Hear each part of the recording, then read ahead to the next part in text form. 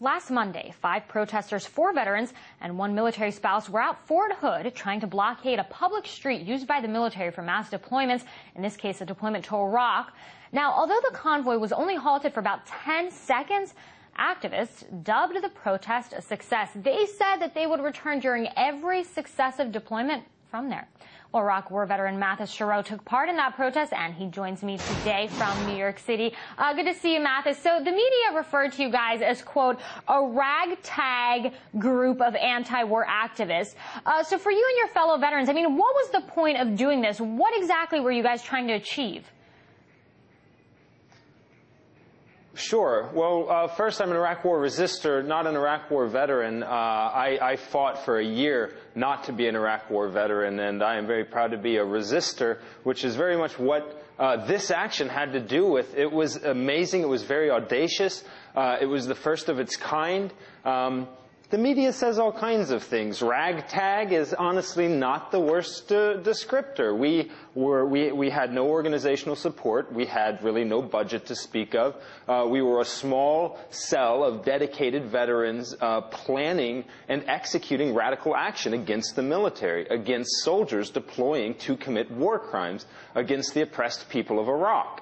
So this demonstration really was intended to put our bodies as veterans and family members on the line in the path of soldiers going to carry out illegal orders and to bring that to a halt. And while even simply for us getting to the streets was a success, to do this, a group of 5 of us had to infiltrate an area secured by nearly 30 police officers, and we did so by high crawling through a gutter like we used to do in the military, in effect nonviolently ambushing this convoy on U.S. soil and bringing it to a halt. Mathis, Nothing even though has really been attempted like this. Even though that halt only lasted 10 seconds, and after 10 seconds the bus moved along?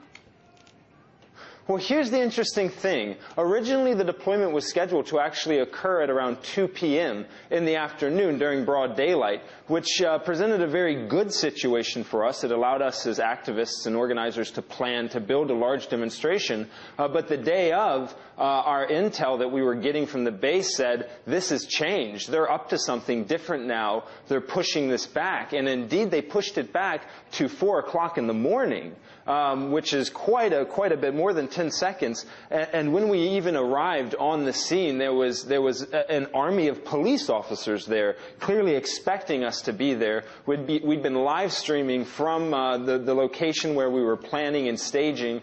We had showed our hands. The military knew we were coming. They were forced to respond. And despite the fact that they moved this deployment back nearly 14 hours to try and, in essence, wait us out until 4 in the morning, and indeed most of our large demonstration that we had did have to go home, we still adapted as a group, and we responded to the military, and we still got them.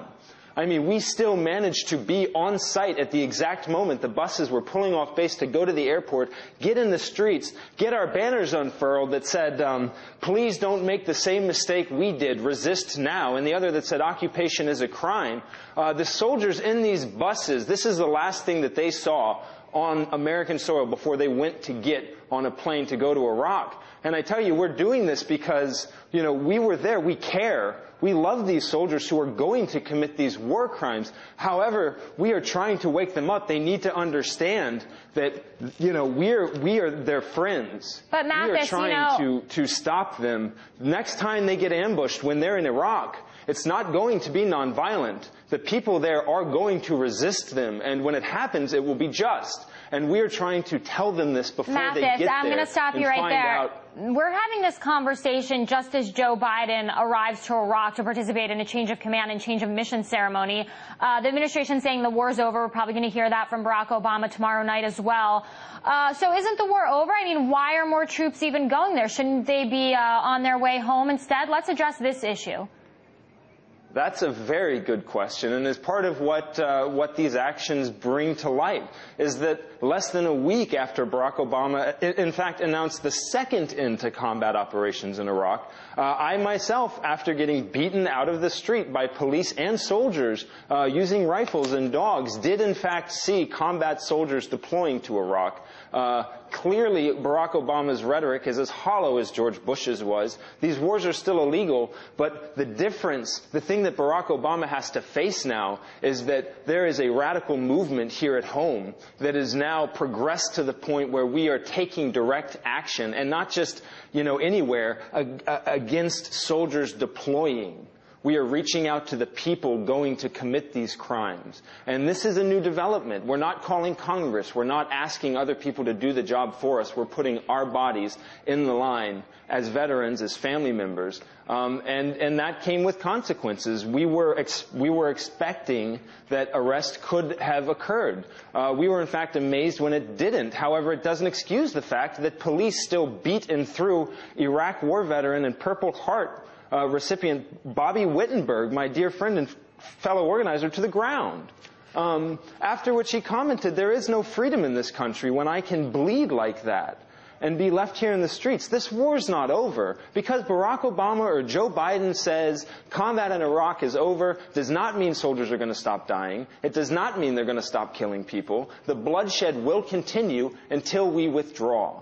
And that's the only way that this is going to end. The U.S. empire has to withdraw itself from Iraq, and we know from history that this does not happen without movements of resistance here in this country, which veterans and family members right now are leading and pushing forward.